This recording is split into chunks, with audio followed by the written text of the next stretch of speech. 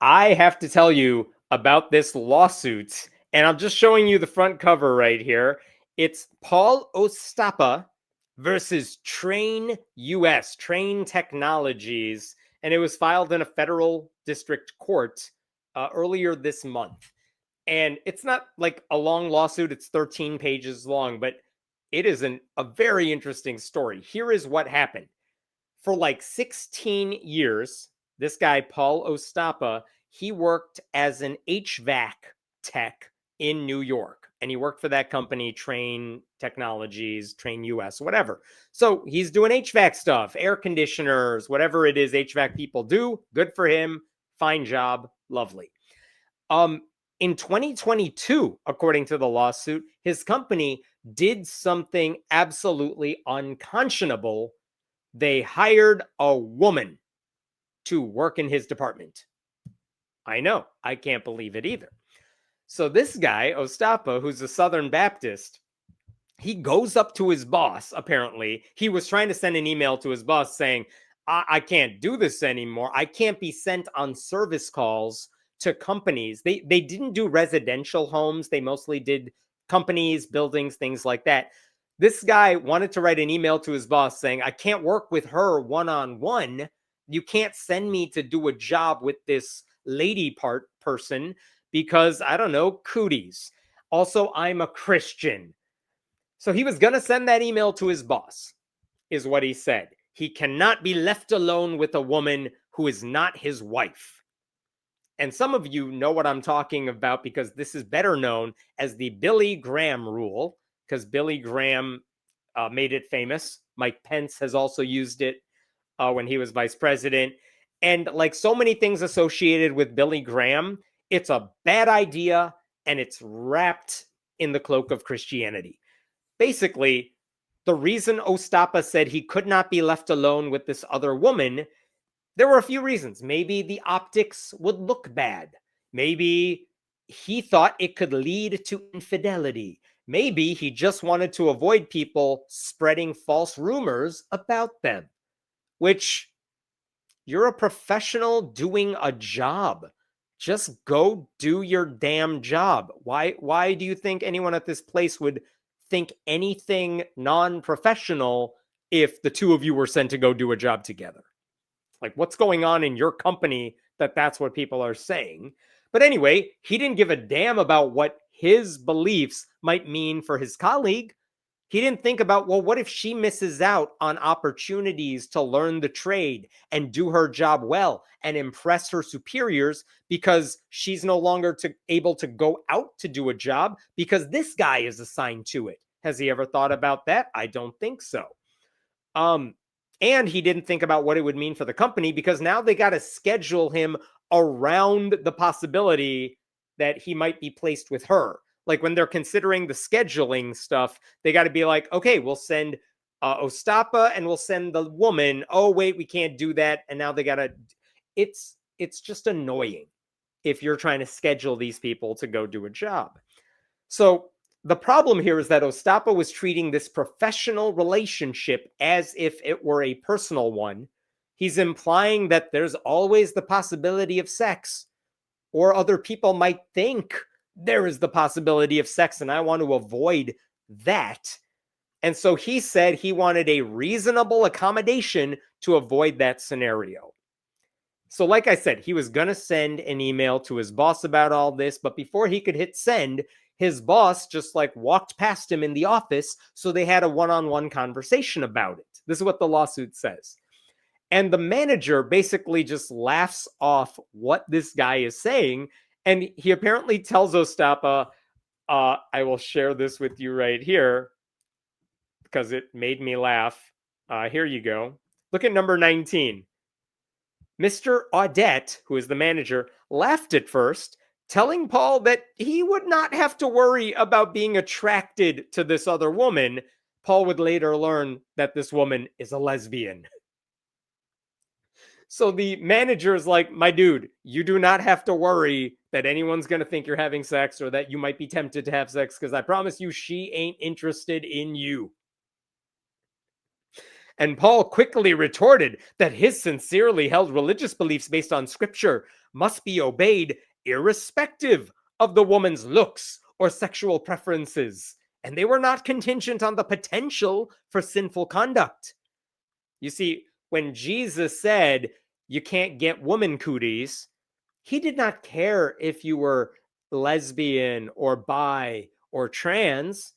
Jesus just said, don't be around the lady cooties. And this guy takes his Bible very seriously. Like so many Christians who say they adhere to the Billy Graham rule, he never explains in the lawsuit why he cannot just do his damn job and complete a task with his colleague like normal people. So anyway, the manager hears this. He laughs it off. He's like, my dude, she's not interested in you. But the manager apparently doesn't put up a fight. He just says, whatever, man, it's fine. I won't assign you to work with her one-on-one. Okay, are we good? We're good. And that's the end of that conversation. And I guess for several weeks, those two were not assigned to work by themselves on a project, and it doesn't seem like a big deal. So about 3 months after that conversation, Ostapa, the woman, and another man in their department are assigned to go do a job at some company. And that would not have been a big deal. By Ostapa's own rules, that would not have been a big deal, except the other man apparently had to leave the job early. And it just left Ostapa and the woman working to complete the job. So what did Ostapa do? Well, according to the lawsuit, he put on his big boy pants and he hid the tears, and he just did the damn job. Like, good. That's what you were supposed to do. No big deal, right? Well, according to the lawsuit, it was a big deal. And check out what he says right over here. This is number 23 and 24. Paul was conflicted about how to handle the situation, not wanting to let down his employer or violate the dictates of his faith. So he opted to just finish the job as quickly as possible and leave. Like, yeah, dude, that's what you're supposed to do. Why are you acting like this is a big thing? And then number 24, that encounter caused Paul great inner conflict and emotional turmoil.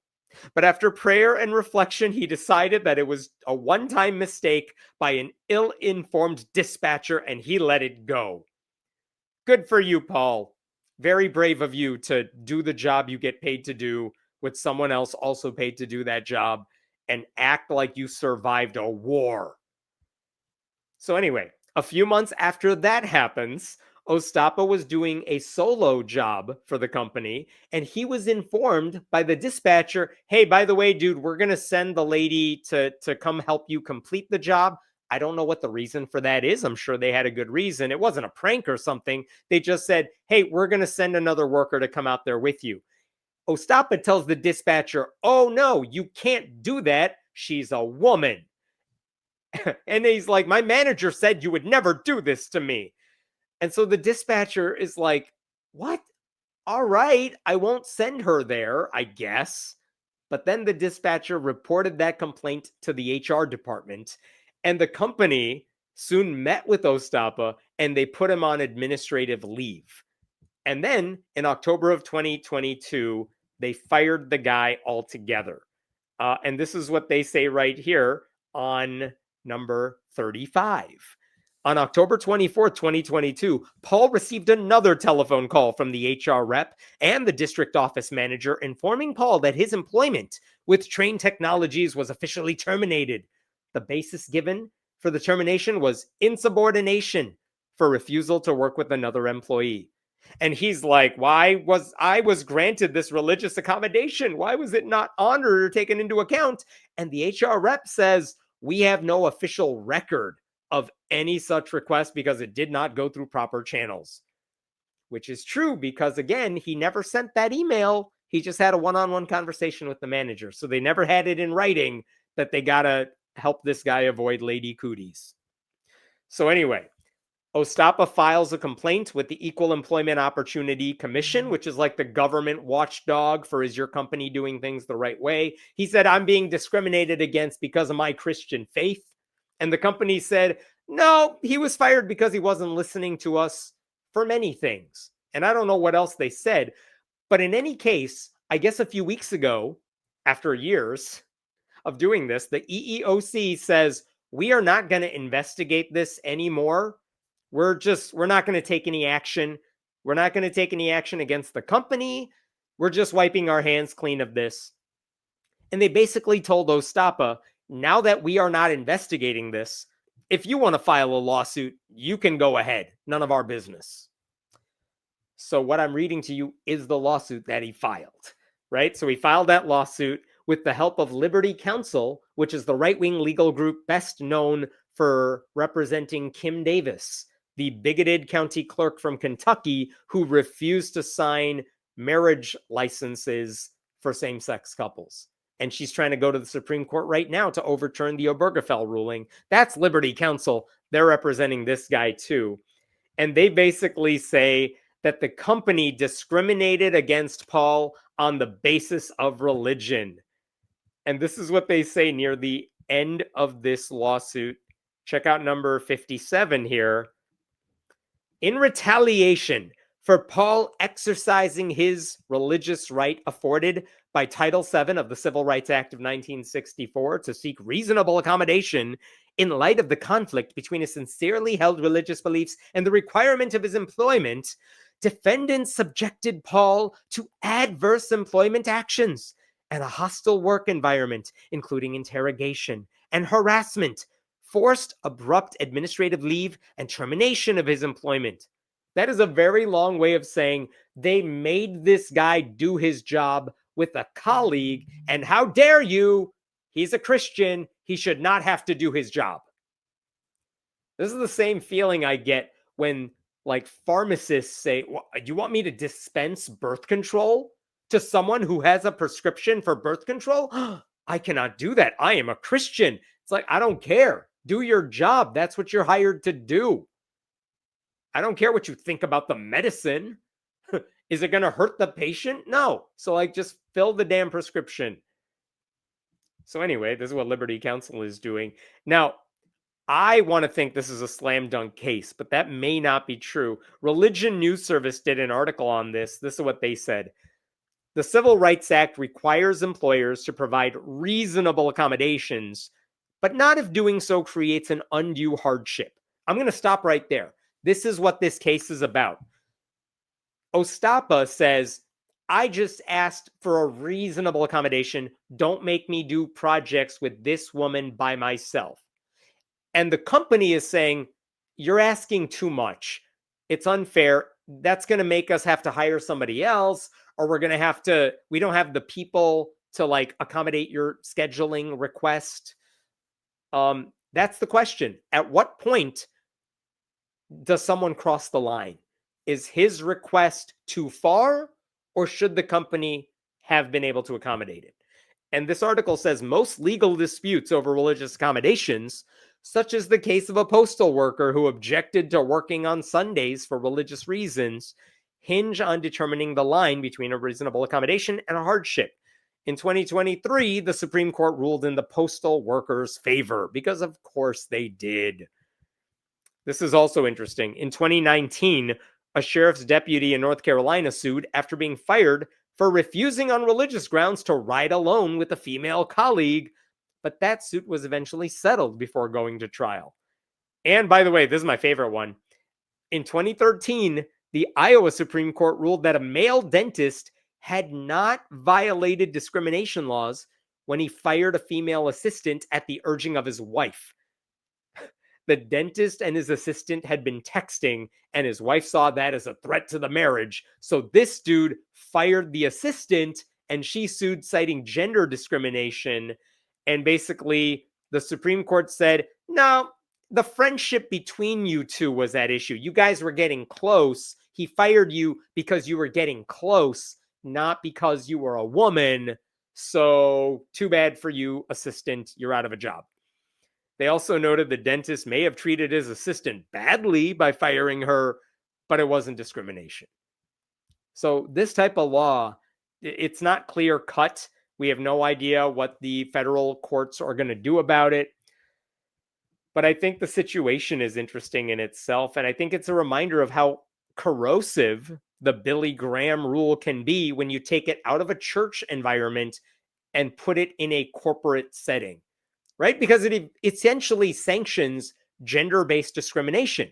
It elevates one guy's fragile sense of virtue over a woman's right to work as an equal. Like, this lady did nothing wrong, but now she can't do certain jobs because he might be assigned to them. That's unfair to her. And the fact that his request is a religious one shouldn't take away from the fact that he is perpetuating this idea that women should be treated like temptations, not as equals, right? So the only way you frame this as a reasonable request is to accept a world where professionalism is impossible for certain people and where a man's paranoia should be allowed to dictate a woman's access to opportunity. So this guy's faith went from some personal conviction to public harm. And he's using religion as a way to defend his, I don't know, his inability to control himself. It's weird. And if he's worried about perception, you know how you avoid people talking about you and spreading nasty rumors about what you two may be doing together? Just do the damn job. That's it. That's how you avoid the rumor. And in a modern workplace, if this guy cannot work with a qualified colleague because of her gender, the problem is him, not the company for refusing to accommodate him. So I will stop there. What questions do we have about this crazy story? I want to place my bet on him being angry and or offended if reversed. Yeah, what if the woman said, I can't work with this guy? She wouldn't work with him for the reasons he was willing to say out loud. Yeah, you can imagine if it happened and like, I have reasons, but I don't want to work with this person. Like, it seems very much like one of those things right-wing people would be up in arms about. How dare you? How dare you challenge this qualified man from doing this job? Right? But when it's a guy and he says, but Jesus, they let him get away with anything. Is this guy married and worried about adultery or single and worried about having no outlet? You know what? I don't know. And I guess it doesn't really matter, does it? Right? Like, I don't know if he's worried of what his wife is going to think, or he's single and he's like, woman, I can't control myself around her. And neither option is great. But again, he has an option. He can just quit his job. No one's forcing him to do it. Whatever his professed reasoning, odds are he's just a misogynist. That's usually what it comes down to. Honestly, if anyone cites the Billy Graham rule and they mean it in like I adhere to the Billy Graham rule, what they're saying is, don't leave me around women. I will be a threat to them. That's what I hear every time someone says it. And again, when Mike Pence basically said this, think about what that means. That means women who work in the White House cannot be left alone with him, which means they just can't do certain jobs, because talking to the vice president is a job a lot of people in the White House might have to do. So Mike Pence is like, I can't be left alone with the woman. That would violate something. And that just means, all right, well, I guess we can't hire women for a lot of these jobs. I happen to think that's unfair to them. What do I know? Wonder if they were interpreting Iowa law or federal law in that Iowa case. You know what? I don't remember the specifics of it, but that was I remember reading about that. Maybe I wrote something about it, but it was such a long time ago. But when I read about when they mentioned that case in the article, I'm like, oh my God, I remember that one. That was a crazy story. Yep, male supervisor wanted to do my annual review with everyone else able to hear because he was afraid of a closed door. Oh my God. And I'm sure that supervisor was fine with the closed door for all the men. And I do wonder, and Catherine, I don't know what your situation was or what type of place you worked in. I do wonder, like, do you complain about it? Do you just roll with it? This is how it goes because you don't want to stir the pot at that point and you want to be in everyone's good graces, or do you complain about it because you are being treated unfairly? And honestly, it's nobody else's business what they say in the review. So deeply unfair to you, but yeah, that is a consequence of this type of rule.